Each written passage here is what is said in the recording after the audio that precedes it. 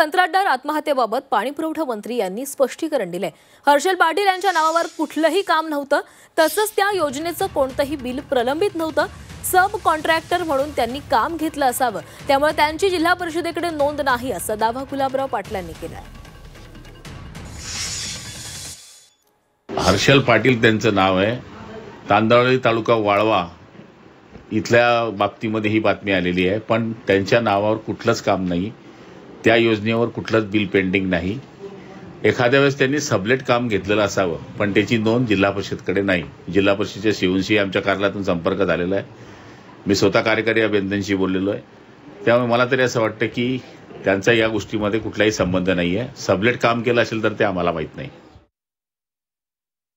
महाराष्ट्र शासनाकडे जलजीवन मिशनचे जवळपास 12,000 कोटी रुपयाचे देयक प्रलंबित आहे। या संदर्भात आमचे कंत्राटदार बंधू हर्षल पाटील यांनी काल सांगलीमध्ये दुर्दैवीरित्या आत्महत्या केलेली आहे।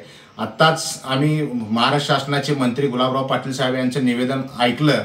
अत्यंत चुकीचं आहे, गेल्या 1 वर्षापासून कंत्राटदाराची देयक मिळत नाहीत। जरी ते काम त्यांच्या नावावर नसलं तरी ते काम त्यांनी सबलेट घेतले। तशा पद्धतीने जीएसटी पावत्या सुद्धा आमच्याकडे आहेत, परंतु आज कुटुंबामध्ये ते दुःखाची परिस्थिती असल्यामुळे आम्ही काही गोष्टी कुटुंबाला मागू शकत नाही।